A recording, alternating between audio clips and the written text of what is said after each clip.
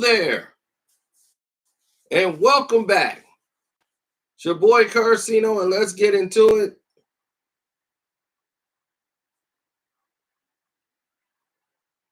Yeah, I know. I don't think anything's really going out right now. I don't know what exactly is happening. Oh, I know what happened. Oh, I know what happened now. But anyhow, let's get into it.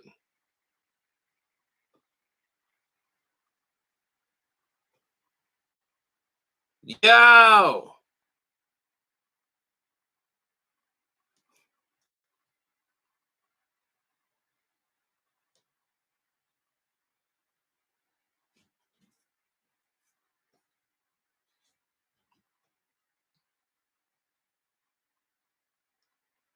Well, I think it's a little bit more complicated than that.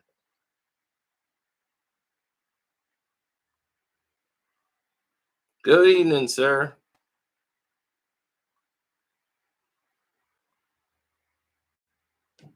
Yeah, it's a lot of bizarreness going on, but let's get into it. I decided to do this for the people who missed out late and they've been like, you've been doing too many early live streams and we're not getting on there. So, okay, here we go. Now, the entire NBA, the National Basketball Association, has a growing problem on their hands. And the growing problem is where they're going to play, how they're going to play, who's going to play, where they're going to play. They want to play. She wants to play. Everybody wants to play. Right? Where are they playing? What are they talking about? What's happening here? That is the growing question of concern that many people should be having in their heads. Now, what is bigger concern is that the Brooklyn Nets are currently in the 7th spot for the playoffs. Okay, they're 6 games above 500. Now, if they return, Kyrie Irving could be back to play. There's a possibility Kyrie Irving could be able to play. And Kevin Durant. Now, before the whole COVID situation happened, and many people don't remember that Kyrie Irving got, Kyrie Irving. Many people don't realize that Kevin Durant got the COVID virus.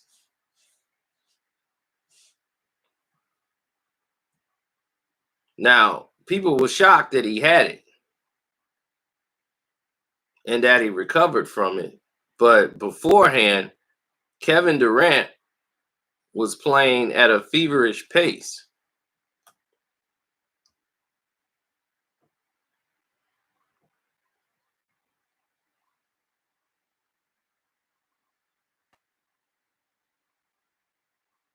Kevin Durant was playing at a whole different rate.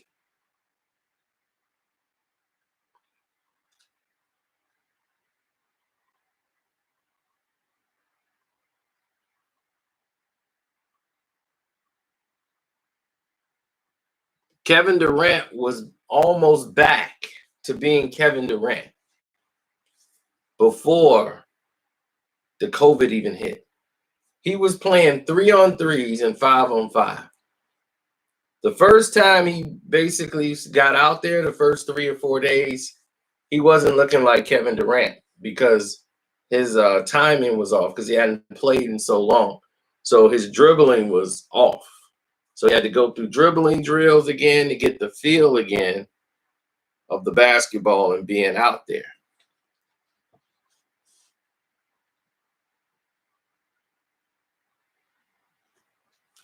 So Kevin Durant had to get all of the motoring skills back.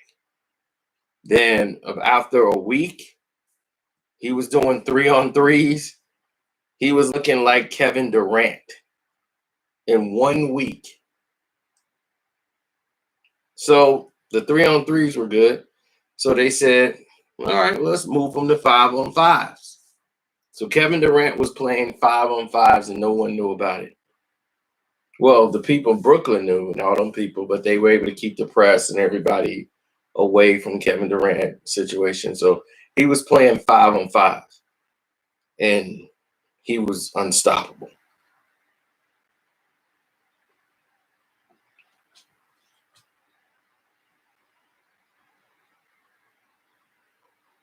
He was unstoppable.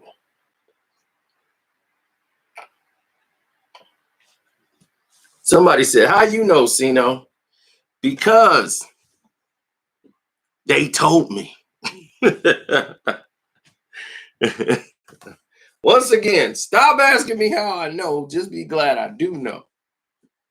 He played 5-on-5, and the man was virtually unstoppable. Could not be touched.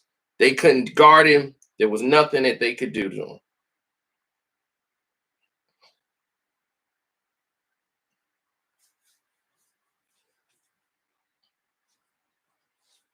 He was incredible. He was literally incredible. They couldn't do anything with the guy. I don't know what else to say, but they couldn't do nothing with Kevin Durant. And this guy took 1 week to get his timing back. Now, granted, he had to recover from the COVID virus, and he's been covered for a while, but there is a very strong possibility he could play. Now, here's my take on it. Should Kevin Durant play? That's the thing. Now we're at that loophole. Should Kevin Durant play?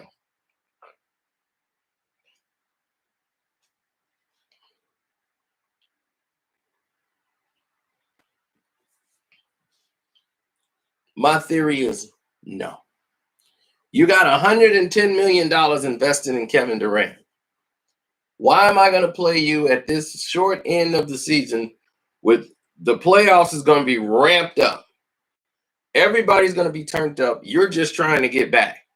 You got what, 2 weeks? So if they do to finish up the regular season, Kevin Durant will have like about 16, 17 games left, if that, in the regular season. It'll be like Michael Jordan when he came back in 95.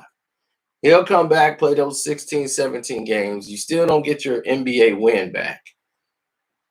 But everybody is at the same level, though, basically. So will it revamp the team? You haven't really played with the team. And it's a playoff situation now, so everything is up. The pressure is there. Now it's like we got Kevin Durant now. Does he take the shot at the end of the game now? He's not 100%. We wouldn't have no problem giving it to him if he was the Kevin Durant, but is he still the Kevin Durant now? Do we give him the ball now in the end of the game?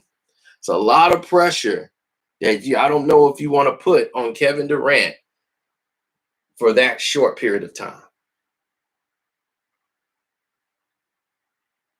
Not for $110 million investment.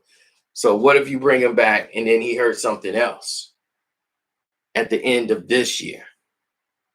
For this short period of time you brought him back in. Now it might cost him to miss out next season.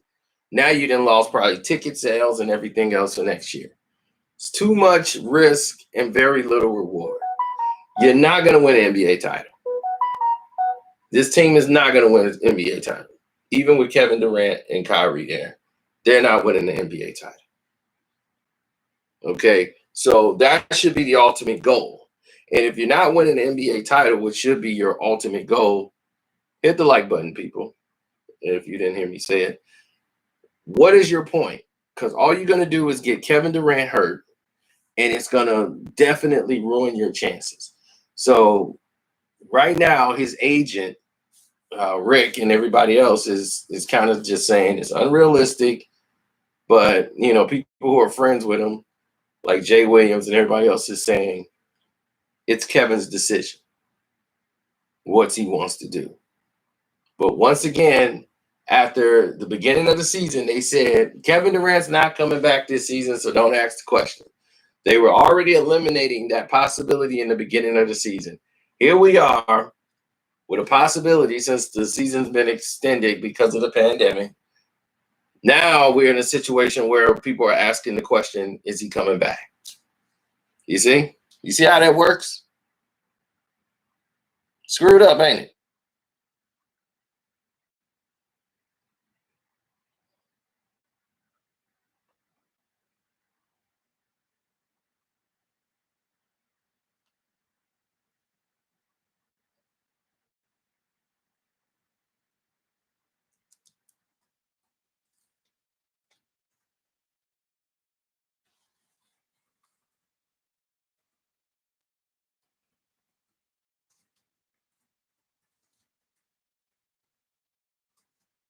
Well,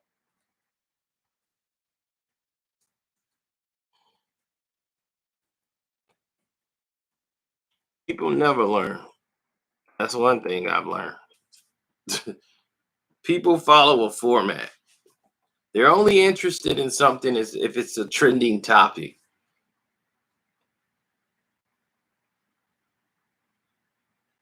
They can't think for themselves. They need a whole bunch of people to be roaring and revving about something in order for them to watch something. It's really stupid.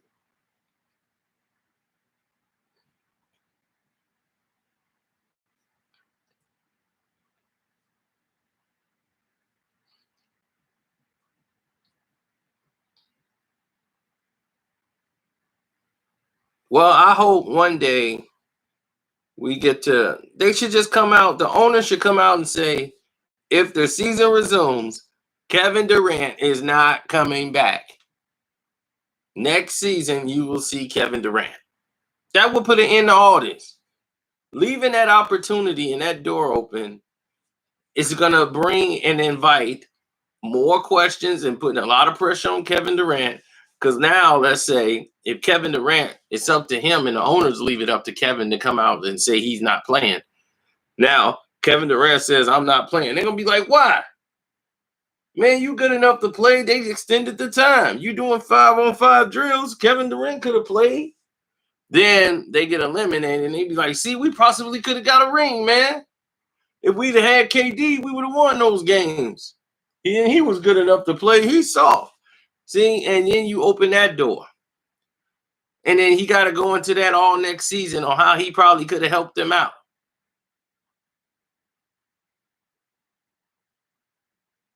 And, oh, I think he probably was 100%. He probably was faking.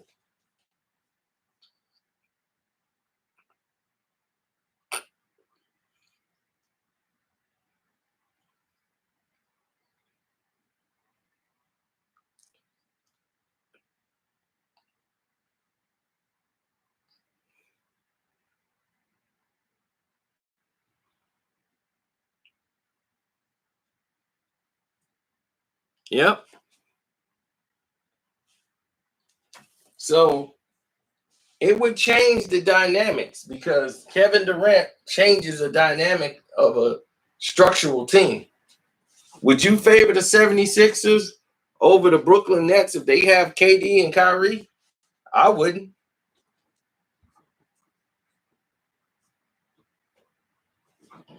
I wouldn't at all. So it changes the whole seating, the narrative, everything changes. Everything goes out the window once Kevin Durant decides he's coming back to play. Even though he's never did anything with these people, we've never seen anything like him. We never seen a guy that tall be able to do the stuff he can do. That's fact. That is not fiction. I've never seen somebody that height be able to move like a guard. Can guard 5 positions on the floor. That's crazy.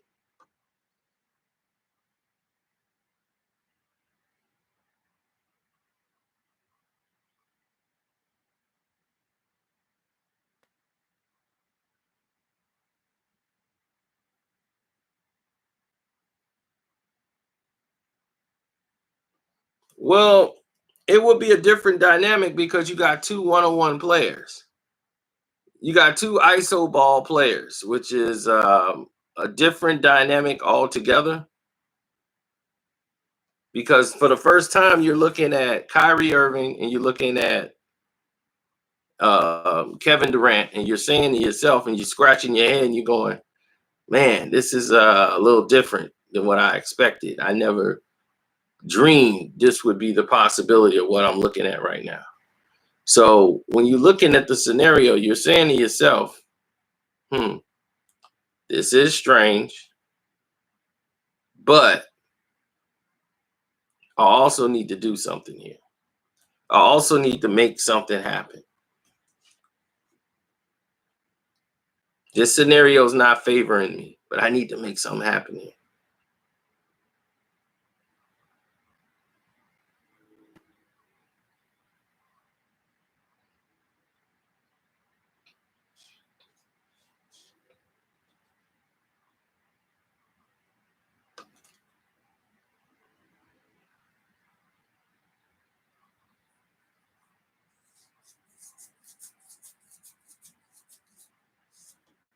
Kevin Durant is a competitor. He gonna want to get out there and compete.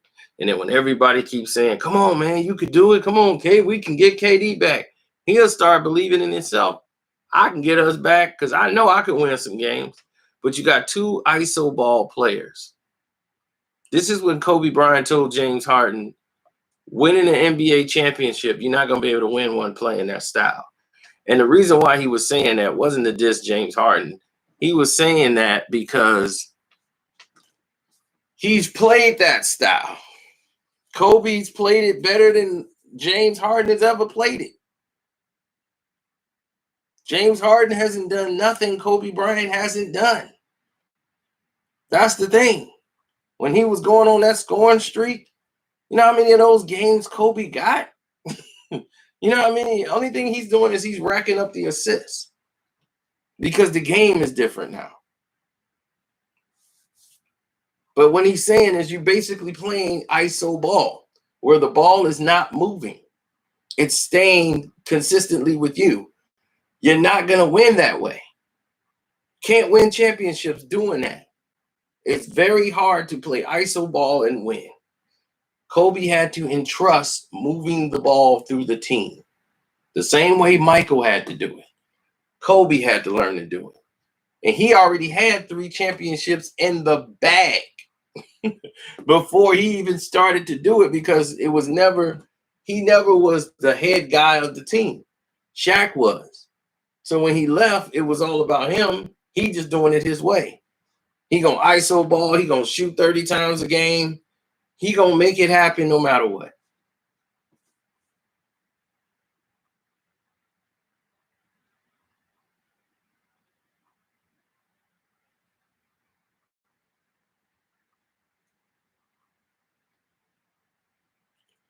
Some people build up tendencies where they don't change. They stay the same player no matter how much they want to compete so much. They just want to get out there. And they feel like as long as I'm out there, Kevin Durant really never had too many serious injuries.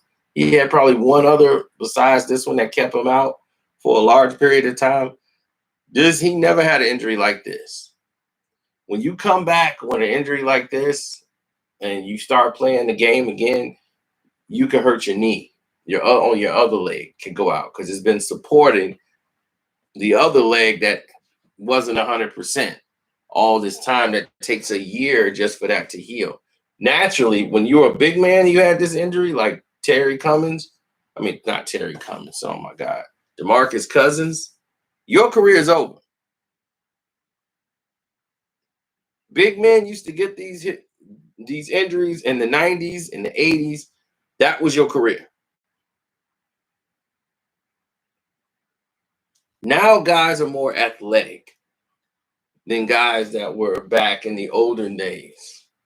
There wasn't that many athletic guys, and guys was much older. It wasn't a super young player league then. It was guys who was old and they did old things. They had more energy and they could play longer than them. They had more endurance. They wasn't as athletic, but they didn't have no real athletic bodies. They had like regular home looking bodies. But they could play for days. They could play for days and run for days.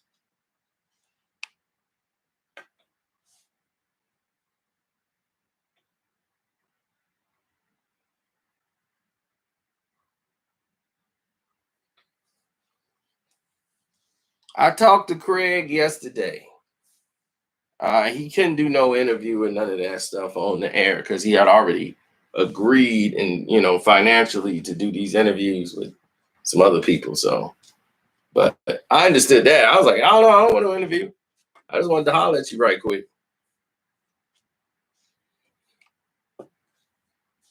So he was able to talk to me off the air. So I know exactly how Craig feels about it because Craig talks to me. He knows exactly, exactly,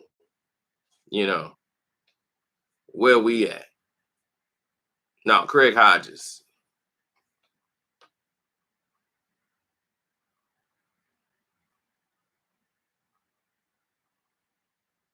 He's doing all right. He down in Chicago, man. He's still helping people, still doing what he do, man.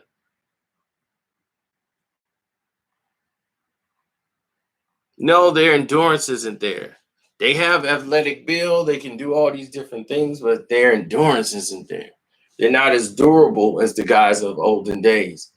A lot of people think it's the blending and mixing of DNA and destroying the actual fabric of the mixing of races and all that. It's made people, like synthetic, weak. So, and it's not as pure, it's not strong. It's all the mixing and contaminating that's making these guys soft. When I believe that's hogwash. Because even the white guys that played in the NBA they were more endurance and more tougher then. It didn't matter what you were, period. Everybody who played in that era was tough. There wasn't no punks out there on the court. No matter who you were, they fought you. The white guys fought you. The black guys fought you. They didn't care. They would fight. So it wasn't a lot of people getting punked out there, except for Scottie Pippen. But a lot of people wasn't getting punked. It was just the way the game was played. Okay, that was the style in which the game was played. You played back-to-backs on the playoffs. You played it 6 times against your division. Guys in your division, you played them 6 times. That was just how it was. So that was the nature of everything back then. It was the golden era because guys played hard. Guys didn't switch teams every now and then. Every year they switching up. No, guys stayed on a team. And once you got a team, they was your teammate for about 5, 6, 7 years. So you had time to develop and everybody stayed together. Nowadays, you couldn't have a Detroit Pistons bad boy. That had to work in 1 year. You have 1, maybe 2. Next thing you know, everybody's jumping ship. People sacrificed to stay there. Vinnie Johnson could have been a starting guard anywhere in the NBA. He came to the Detroit Pistons as a 6-man, playing behind Isaiah Thomas and coming off the bench, and he accepted that role. And look where it got him: championships. He hit the game-winning shot to bring the championship home back-to-back.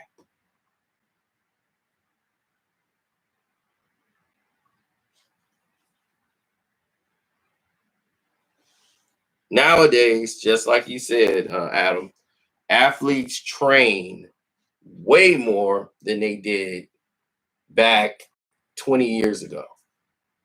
It's just factual.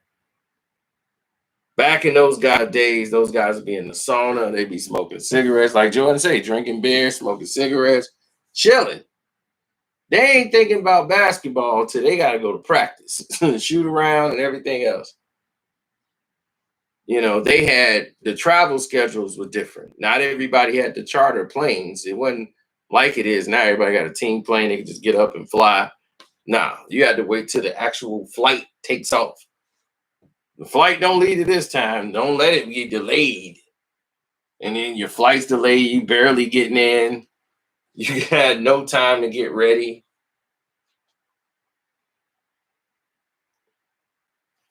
Players get hurt more because they stress their body more.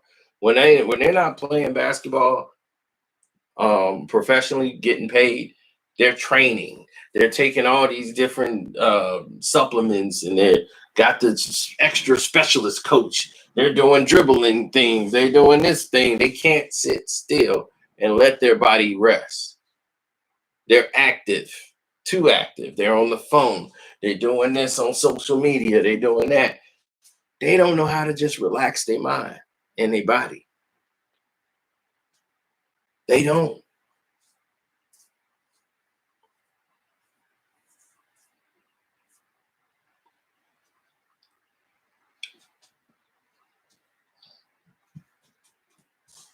You know how Michael Jordan was coming in and able to destroy the league?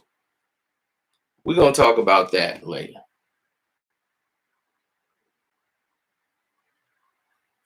We're going to talk about how Mike came in and with a storm and just took over the NBA. We'll talk about that. So don't forget, hit up that Cash App Carcino. And, oh, yeah, Patreon's up. I got the new post up already. Richie, he ain't seen it already. I don't even think Richie read it, but he seen it. Richie comment before he even read something.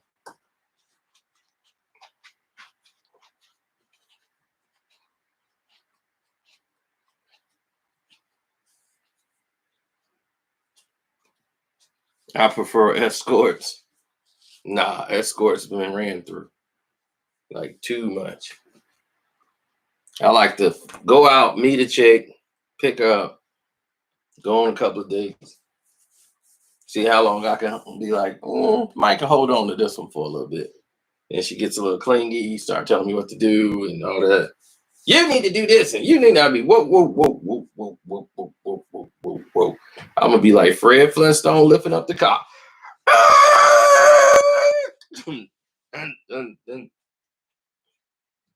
You up out of here.